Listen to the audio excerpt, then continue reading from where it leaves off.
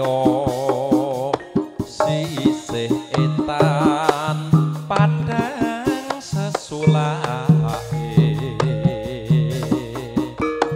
rambulane wis dadari anuruti senenge ati wong-wong ing karang padesan padha sonjo ana warung kopi ngobrol ngomong tanpa guna ora mikir sesuk ora blonjo senadyan kopi sak cangkir nanging bisa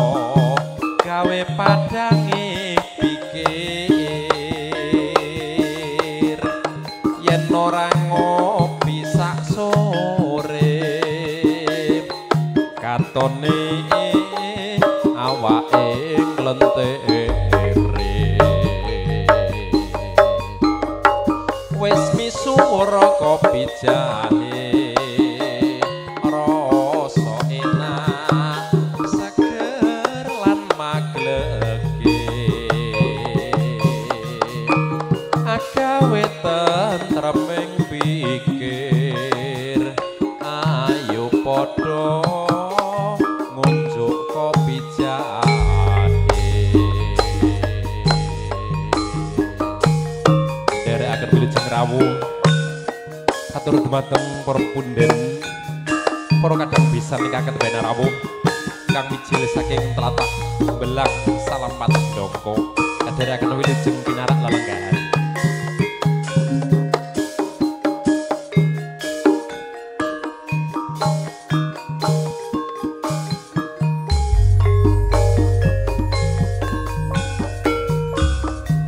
wancine wis surup surya sisih wetan padang sesulake rambulane wis dadari anuruti senenge ati wong-wong ing karang padesan padha sonjo ana warung kopi ngobrol ngomong tanpa guna ora mikir sesuk ora blonjo senadyan kopi sak cangkir nanging bisa gawe padange pikir yen ora ngopi sak sore katone awake nglentere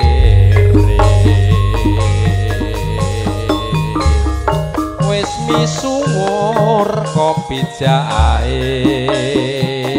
rasa enak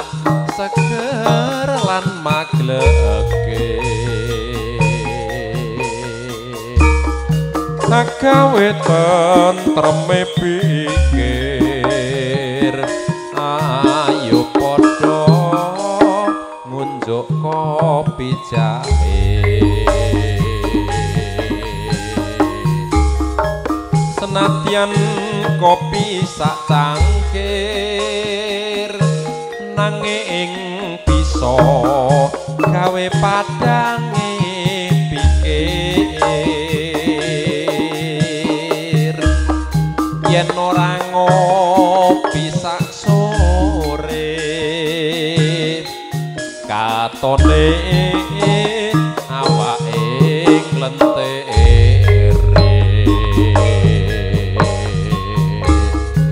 wis misuwur kopi jahe rasa enak seger lan magleke gawe tentreme pikir ayo padha ngunjuk kopi jahe.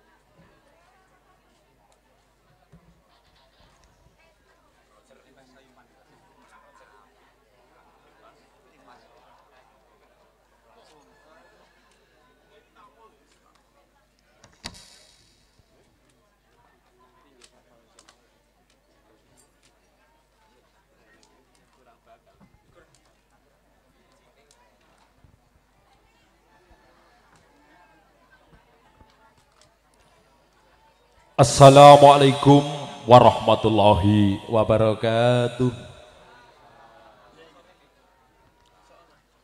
Hamdan wa syukranillah ma ba'du. Kan bisih wilasaning Gusti Kang Maha Agung mugi tetep paring rahmat lan kawilujengan dhumateng sagung para tamu sedaya. Nuwun kula nuwun wonten pangarsanipun para pepunden, para sepuh, bini sepuh, kakung sumamana putri ingkang pantes pinundi-pundi. Panjenenganipun para alim ulama ingkang sampun mungkul ing panembah dhumateng ngarsanipun Gusti Kang Maha Suci ingkang satuhu kinabekten. Panjenenganipun para sarjana sujaning budi ingkang sampun lebda ing kawruh putus ing ilmu. Para wedha ingkang sampun pono ing pamawas lebda ing pitutur. Para priyayi agung pangemban pangembating praja ingkang hanggung hamastuti pepoyaning kahutaman minangka pandoming kawula dasih. Para manggalaning yudha satriyaning negari ingkang tansah rumeksa tata raharjaning negari pamurbaning pawiwahan tetuangganing rumbungan kadang pisan nun inggih keluarga ageng saking panjenenganipun Bapak Mungin miwah Ibu Tusiah miwah pendherekipun sedaya ingkang satuhu luhur ing budi pamurbaning pawiwahan keluarga ageng saking panjenenganipun Bapak Sarmin miwah Ibu Kari ingkang satuhu bagya mulya lumeber katur dhumateng sagung para kadang tamu kakung sumapana putri ingkang rinengga sagung ing pakurmatan ingkang winantu ing karaharjan. Amit pasang paliman tabik ila-ila dina linabetna ing ila duni tinebihna tulak sarik dumawah ing tawang tuwang linepatna siku dendaning Gusti Kang Maha Agung mradhapa ing mriki kula minangka jejering pambiyawara kepareng amurwani lekasing kandha wenganing wicara awit ing mriki kula minangka tetalanging basa saking keluarga ageng panjenenganipun Bapak Sarmin miwah Ibu Kari parandene panjenenganipun Bapak Sarmin miwah Ibu Kari wonten ing kalenggahan enjing dungkap siang punika hangemban jejibahan luhur hana tepi darmaning asepuhan nenggih hamiwaha putra mahargya siwi ingkang putri kinasih ingkang kinarya pusaka asma inggih punika Siti Munawarah kang sampun jinatukrama kalian Bagus Purnomo Atmojo Suto saking panjenenganipun Bapa Mungin Ibu Tusiah ingkang mijil saking tlatah Njoso Belang Salam Wates wewengkon Kecamatan Dongko Kabupaten Trenggalek. Hanamung kewala saderengipun kula hang lajengaken atur jumbuh kalian gegebekaning bangsa ingkang hadhedhasar Pancasila saha tansah hanengenaken ing panembah suwawi panjenengan kula dherekaken winengku puja hastawa puji hastuti kanthi manglongaken jangga nadahaken asta satemah hamba bar puji syukur wonten ngarsanipun Gusti kang akarya loka kanthi menep ing driya awit kasarasan kasantosan kabagaswarasan kawilujengan sampun kajiwa kasarira kalingga murda dumateng panjenengan dalasan kula linambaran tembung indah kalamun mijil ing madyaning lisan alhamdulillahirabbil alamin. Sholawat miwah salam mugia tansah lumintu hamba nyumili kunjuk dumateng jalma pinilih ya jalma mani ing jagat raya junjungan kita Nabi Agung Muhammad sallallahu alaihi wasallam. Panjenenganipun ingkang sampun paring sesorah pitedah panggula wentah katiti saking zaman jahiliyah tumuju zaman Islamiyah linambaran agami Islam ingkang kita ayahi sareng-sareng lan mugi ing tembe panjenengan dalasan kula sareng-sareng pikantuk syafaatipun amin Allahumma amin. Para pepunden, para sepuh, para winasis ingkang maredigung ing budi wondene rantaman urut-urutan lampah-lampahi ngadicara sampun karajek karagit ingkang winengku gati sinengguyung dening para kadang ingkang tansah sabiyantu ing krida miwah dharma sahingga pambiyawara kantun hangecakaken ingkang tumunten badhe binuka purwaning pahargyan kasuwun para pepunden, para sepuh, para pinisepuh, para kadang tamu ingkang winantu ing karaharjan. Mugi kepareng parengidi pangestu timurih lampahi ngadicara wiwit purwa madya ngantos bosanening sedya lumampah rancak sepen sekeing rubeda. Ing salajeng sinambi hangrantu tumapak ing gati kasuwun para tamu kersa pinarak hangestreni kanthi suka mardu mardikaning panggalih. Para rawuh ingkang satuhuluhur ing budi ndungkap adicara ingkang sampun rinakit sepisan atur pambuka titi purna atur pambuka adicara kalajengaken dawuh pasrah saking keluarga ageng pinanganten kakung ingkang minangka sesulih sarira saking panjenenganipun Bapa Mungin miwah keluarga titi purna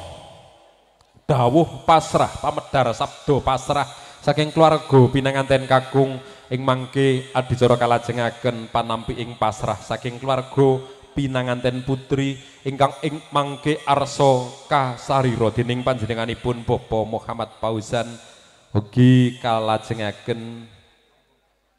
manengku puja katur dhumateng panjenenganipun Bapak Fauzan mengke titipurna hanampi dawuh pasrah saking keluarga pinanganten kakung kalajengaken hangaturaken berkah pandonga. Nun inggih para sepuh pini sepuh kakung sumamana putri lumeber katur banteng sagung para kadang tamu ingkang rinengga sagunging pakurmatan sumangga pahargyan adicara tanggap wacana lung tinampen wonten kalenggahan enjing dungkap siang punika kita bikak sesarengan kanthi wausan umul kitab illa qadarati Nabi Muhammad Rasulullah sallallahu alaihi wasallam. Al-Fatihah. A'udzubillahi minasyaitonirrajim. Bismillahirrahmanirrahim. Alhamdulillahirabbil alamin arrahmanirrahim maliki yaumiddin. Iyyaka na'budu wa iyyaka nasta'in ihdinas siratal mustaqim siratal ladzina an'amta 'alaihim ghairil maghdubi 'alaihim waladdallin. Nuwun matur gunging panuwun mugi kinarya pepadang lumampahi ngadicara kinalis saking rubeda. Para pepunden para winasis ingkang mardigung ing budi ndungkap adicara ingkang saklajengipun nun inggih dawuh pasrah saking keluarga ageng pinanganten kakung katur dumateng ingkang hanyanggul jijibahan ing sasana miwah pandaya swara rahayuning sedya kasumanggaaken.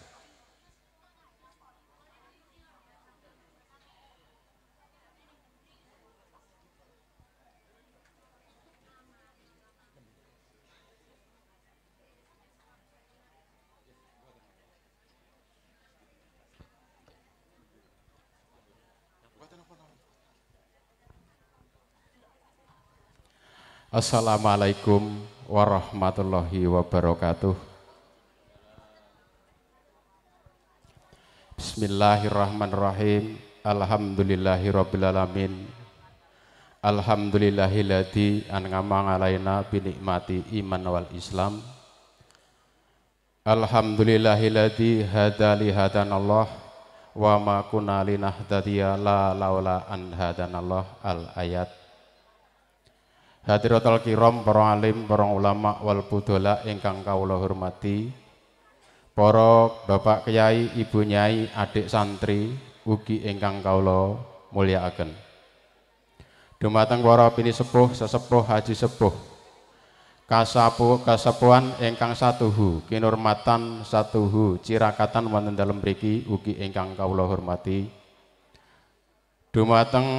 para bapak ibu kakung sumawana putri ugi ingkang kawula hormati, mliginipun dumateng panjenenganipun Bapak Sarmin sakeluwarga ugi ingkang minulya lan ugi ingkang kawula hormati. Saderengipun matur monggo langkung rumiyin kawula dherekaken lan kula ngajak muji syukur dhateng rasa dalem Allah Subhanahu wa taala menapa ing enjing setengah siang niki kula dalasan panjenengan sami alhamdulillah kalian Allah tasik dipun paring keselamatan kesarasan sehingga saged tumut-tumut mangayu bagya nggih menika pernikahanipun putra kinarsih Pak Sarmin ugi dawuh kalian putra saking janipun Bapak Mungin kanthi keadaan rahayu wilujeng boten wonten halangan setunggal punapa. Salawat ugi salam kalimpahaken junjungan kita Nabi Agung Muhammad Rasulullah sallallahu alaihi wasallam ing pangajap mugia kula panjenengan sami kajiwa kasarira wonten alam donya mriki asal barokahipun tinimbenjang wonten ilahi yaumil akhir mugi-mugi asal sapaatipun langkung-langkung asal pitulunganipun. Kanthi salajengipun kawula minangkani sesulih saking panjenenganipun Adimas Mungin segugupan segotrah sakeluarga perlu ngaturaken hamasrahaken ingkang putra ingkang nami nggih menika Dik Purnama ugi sekaligus hamasrahaken dumateng para kadang tamu kadang besan saking tlatah Belang Salawates pramila panjenenganipun adik kawula Mungin sakeluarga mriki mboten beta punapa-napa namung beta kuat lan slamet lan ugi beto kanca rencang ingkang sak manten kathahipun nggih pangapunten ingkang kathah dumateng panjenenganipun Bapak Sarmin sakeluarga lan ugi sak wangsulipun kawula minangkani ahmasrahaken nggih menika ingkang putra pinanganten nggih menika Dik Purnama nggih menika dawuh kalian putra kinarsih saking panjenenganipun Bapak Sarmin dalasan Ibu Karikem kawula pasrahaken dumateng lan ugi kawula pasrahaken dumateng para warga masyarakat khususipun saking masyarakat Pajringan mriki umumipun pramila saking makaten dumateng nggih menika adik kawula utawi anak kawula ingkang nami Purnama menika senajan to sampun wantun ngayahi jejibahan nggih menika mbangun wisma rumah tangga menika mungkin mawon tasik kathah kekiranganipun anggenipun ngayahi jejibahan rumah tangga menika pramila menapa Dik Purnama punika senajan to sampun ageng sampun dewasa menika sampun wantun ngayahi jejibahan rumah tangga ngayahi keluarga menika tasik kekathah kekirangan senajan to menika nek dipandang sepintas menika sampun dewasa lan ugi sampun ageng hananging menika tasik kathah kekiranganipun. Mbok bilih nggih menika jumlahipun Bapak Sarmin sakeluarga menika mbok bilih wonten kekiranganipun Dik Purnama punika ampun ngantos nggih menika nggadahi rikuh ngimutaken bilih menika dereng leres menika kalopasrahaken dumateng panjenenganipun Pak Sarmin sakeluarga. Lan namung mekaten ingkang saged kula aturaken keranten kula mboten saged matur ingkang kathah ingkang jelas kawula nggih menika mboten senajan to kula nyekel mik ngeten iki nggih sajake nggih rada ndredeg ngoten nggih. Keranten kula nggih pun tahu Ngoten nggih. Nuwun sewu dumateng Pak Sarmin sekeluarga menika mbok bilih kawula nggadahi kelepatan lan saking kanca besan menika nggadahi kekirangan tindak tanduk segi punapa kemawon nggih menika kawula ingkang matur kawula suwunaken ngapunten kanthi pangapunten ingkang sak ageng-agengipun dene mangke menika acara cekap mbok bilih sami kondur saking dalem mriki mugi-mugi kula nyuwun donga pangestu saking para pinisepuh lan ugi saking dumateng para kadang ingkang wonten mriki menika kula nyuwun donga pangestunipun mangke sak bibiripun acara cekap menika sami kondur menika kawula mugi-mugi angsal pinaringan sehat slamet ngantos tujuan dalemipun kiyambak. Lamun mekaten lan semanten anggen kawula matur bilih wonten cecer cewetipun atur wonten kitalipun atur kirang jelas ugi kirang gamblang kawula ugi nyuwun ngapunten kanthi pangapunten ingkang sak ageng-agengipun dene akhiripun Allahumma fiq ilahu wa mitarik wassalamualaikum warahmatullahi wabarakatuh.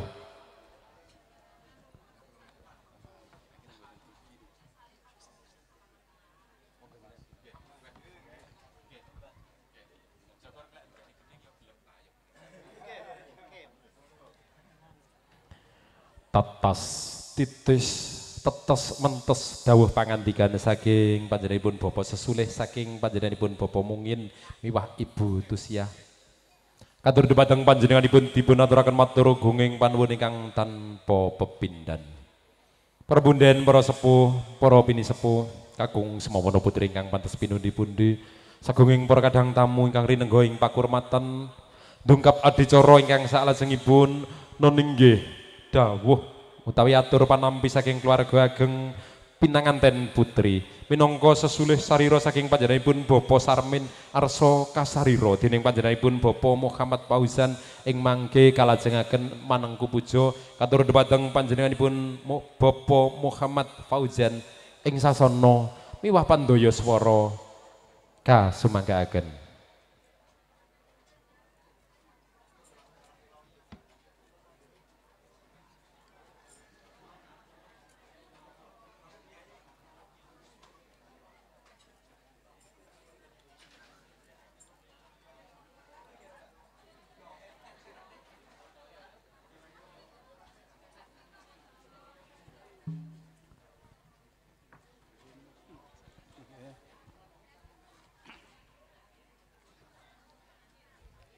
Assalamualaikum warahmatullahi wabarakatuh.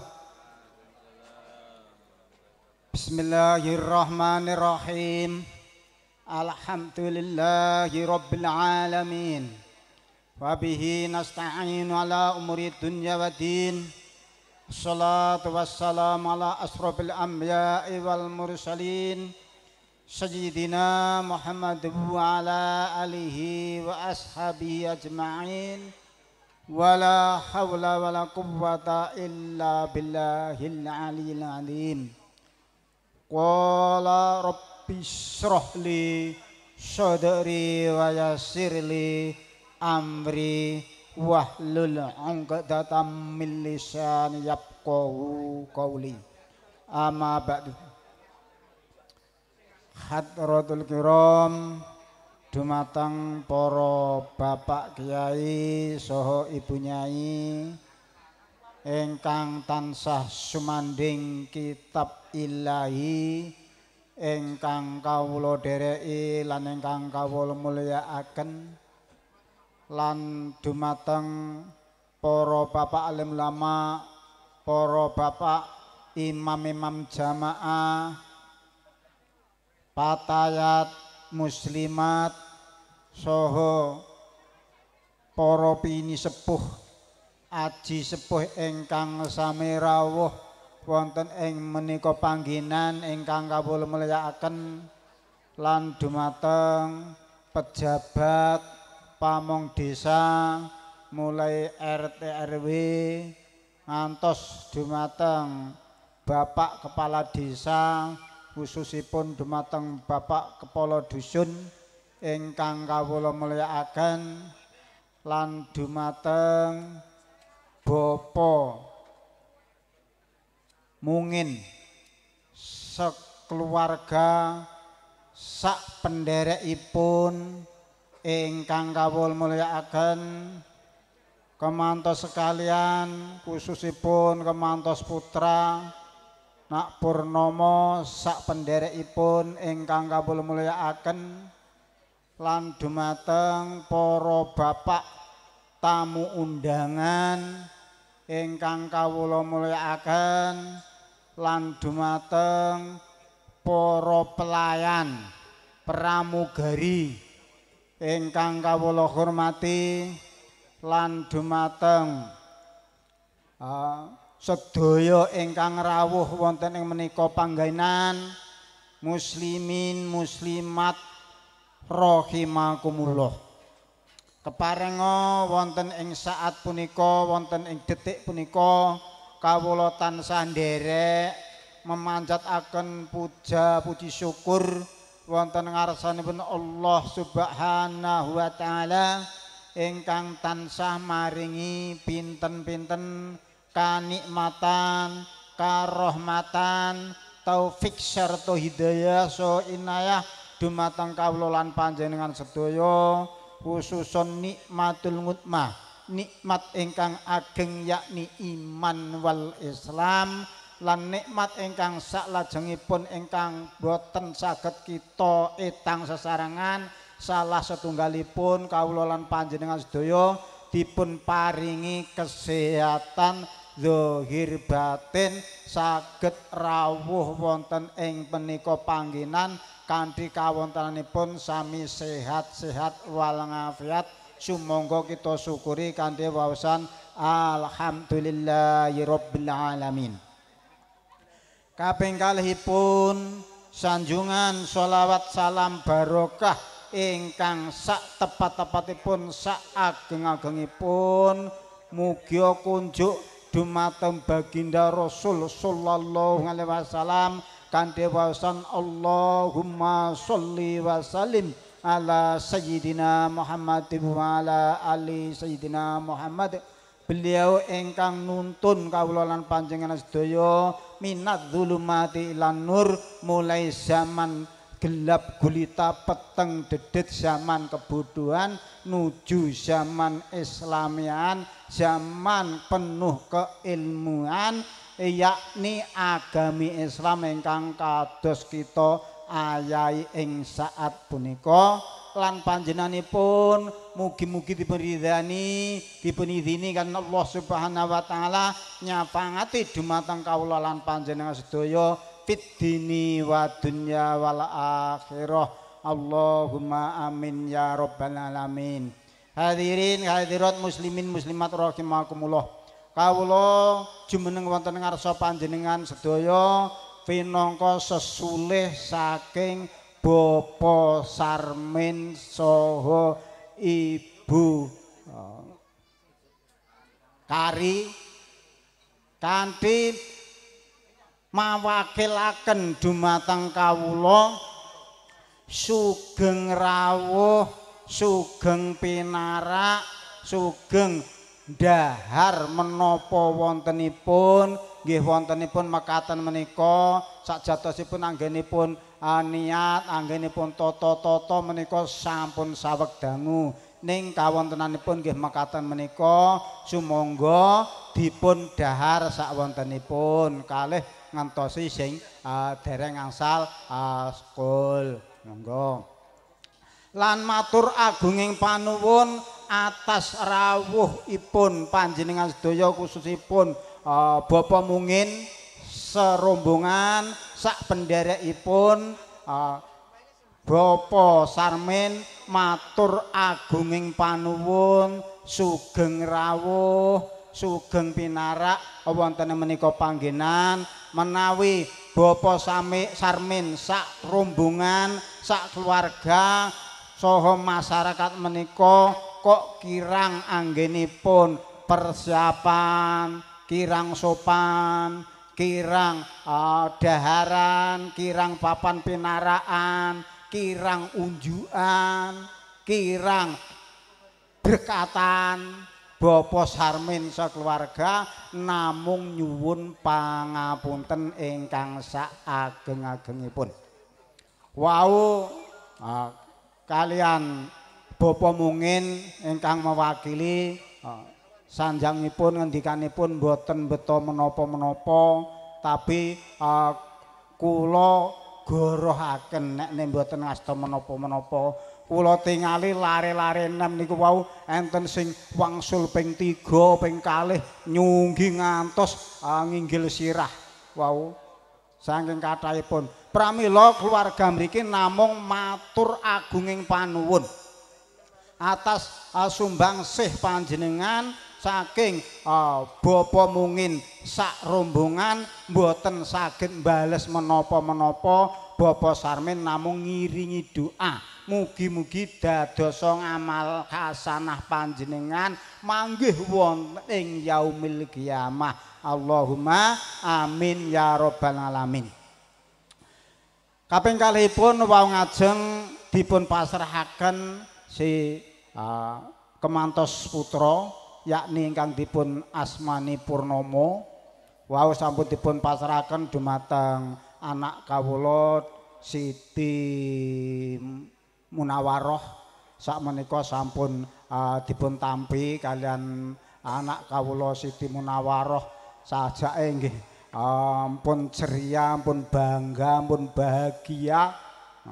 manggih akan suami ingkang penuh tanggung jawab nggih penuh pengalaman nggih priyantenipun nggih cekap-cakep ganteng pramila kanthi mekaten kawula mewakili anak kawula Siti matur agunging panuwun ingkang tanpa upami ingkang kawula ajeng-ajeng punika hadiah ingkang berharga ngantos dugi yaumul qiyamah yakni turunan ingkang sholih saha sholihah. Allahumma amin. Lan kaping kalihipun wau ngajeng dipun pasrahaken dumateng kawula ingkang mawakili yakni Bapak Sarmin. Enjing punika bilih Mas Purnomo sampun rawuh wonten ing menika panggenan dipun pasrahaken secara penuh dumateng keluarga mriki nggih dipun tampi kanthi bismillah alhamdulillah wala haula wala quwata illa billah lan nggih siap ngarahaken sak mampu-mampunipun siap bimbing bina mboten benten-bentenaken antawisipun putra mantu kalian putranipun piyambak insyaallah Bapak Sarmin mboten badhe benten-bentenaken lan mboten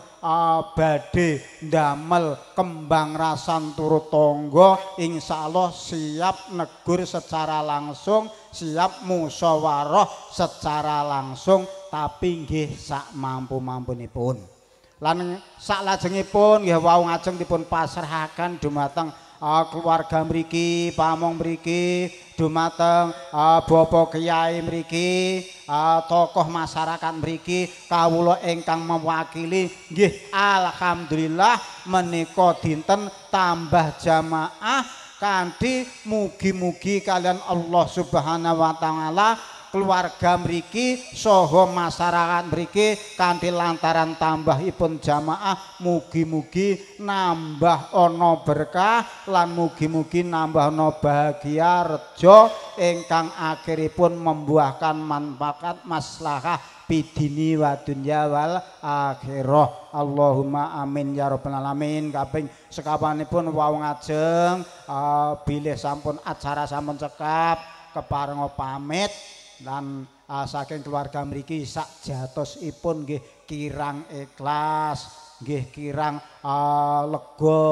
tasih awel sak jatosipun nek upaminipun pinarak-pinarakan so mangke-mangke nggih mriki jembar niku celak musala upaminipun pinarak mriku nggih alhamdulillah nek kekesa menika kondur sugeng tindak mugi-mugi kondur panjenengan saking mriki ngantos dumugi salam watos mboten manggih alangan setunggal menapa dipun lindungi dening Allah Subhanahu wa taala selamat wilujeng mulai perjalanan mriki hari mriki detik mriki ngantos dumugi wonten salam watos bahkan ngantos wonten yaumil kiamah dipun paringi selamat wilujeng tetep iman Islam takwa selamat donya ngantos dumugi wonten alam akhirat Allahumma amin ya rabbal alamin wau kawula dipun pasrahi mimpin doa menika monggo dipun doaaken pertama doa kangge kemantos kalian mugi-mugi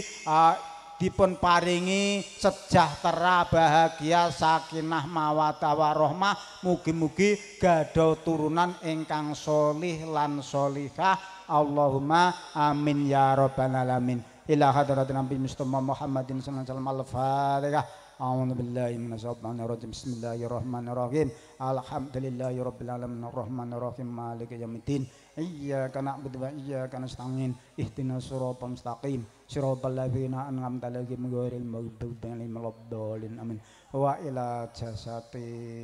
purnomo bin Pak Mungin wa Siti Munawwarah binti Pak Samin jangalallahumma minasakinani wa rahmatani Allahumma al-fatihah a'udzu billahi minasyaitonir rajim bismillahirrahmanirrahim alhamdulillahi rabbil alamin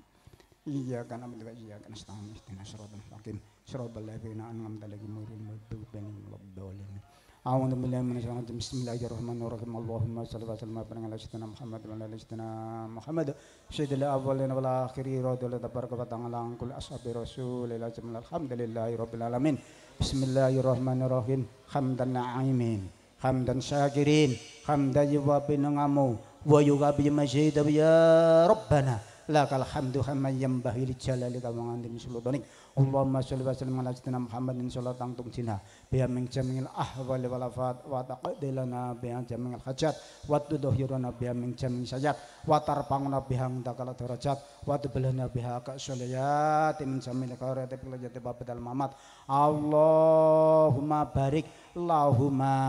kama barakta sama wal ard Allahumma alif bainahuma kama alafta baina tin wal ma wa kama alafta baina wa hawa wa kama alafta baina Musa wa Safra wa kama alafta baina Muhammadin sallallahu alaihi wasallam wa Khadijatul kubra wa kama alafta baina lil murtada wa Fatimah taswira bi rahmatika ya arhamar rahimin Allahumma rzuqa Allahumma dzurriyyatan thayyibah Allahumma rzuqa Allahumma dzurriyyatan thayyibah Allahumma rzuqa Allahumma rizqan halalan thayyiban wa zaujatan sakinan wa barakatan wa walatan sholihin wa sholihat bi rahmati arhamar rahimin Allahumma rzuqna ilman nafi'an wa qalban khusyu'an wa walatan sholihin wa sholihat wa umran tawilan rizqan halalan wa zaujatan sholihatan wa ibadatan maqbulan wa taubatan nasuhan wa du'a mustajaban wa abdan sihatan wa amiyatan dhurin wa batinan Rabbana atina fid dunya hasanatan wa fil akhirati hasanatan wa qina adzabannar wa sallallahu ala sayyidina Muhammadin nabiyyi wa ala alihi wa sallam subhana rabbil izzati amma yasifun wa salamun alal mursalin walhamdulillahi rabbil alamin al-fatihah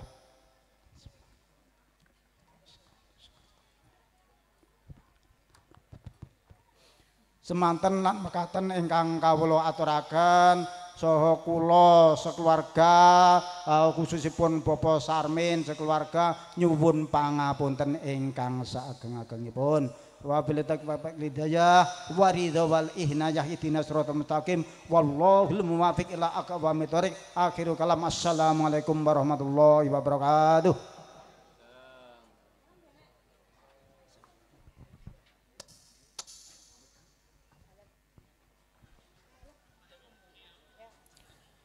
Katoro dumateng panjenenganipun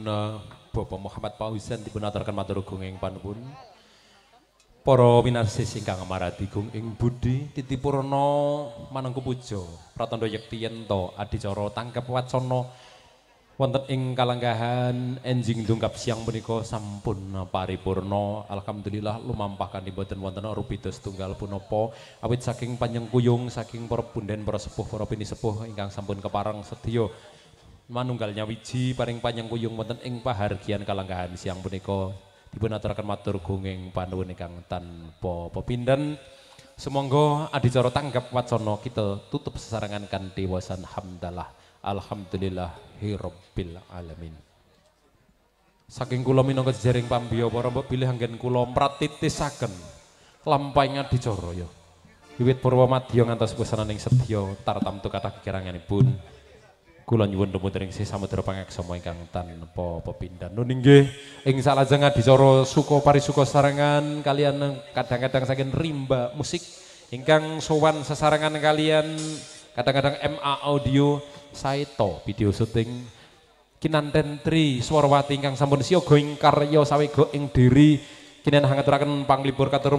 wonten ngarsa handika sami tebih saderengipun mbok bilih ing mangke anggen nyoh hangaturaken lelipur wonten ngarsa handika sami kangge hangregeng gayangaken swasana pawiwahan tartemtu ing mangke kathah kekiranganipun mbok bilih anggenipun leladi minangkani panyuwunan saking handika sami kathah kekiranganipun lumantar kula minangka jejaring pambiyawara tebih saderengipun nyuwun lumuturing sih samudra pangaksama ingkang tanpa pepindhan dalah nyadong pangestu timurih lampahing adicara suka parisuka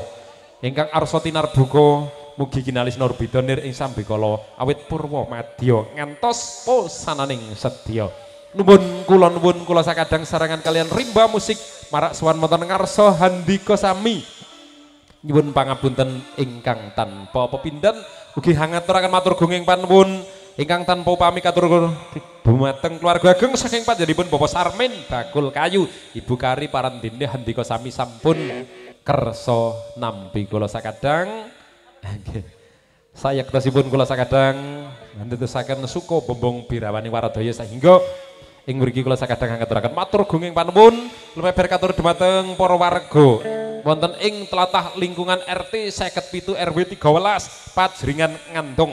nggih Desa Sigi wewengkon Kesempatan Dongko Kabupatenipun Trenggalek kula sakadang ugi ngaturaken matur gunging panuwun parandene pisuwan kula sakadang sampun katampi kanthi grapyak sumanak demuluri samudaya ndadosaken suka jroning waradaya kula sakadang.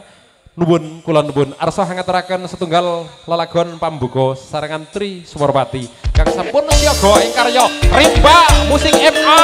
audio Saito video syuting.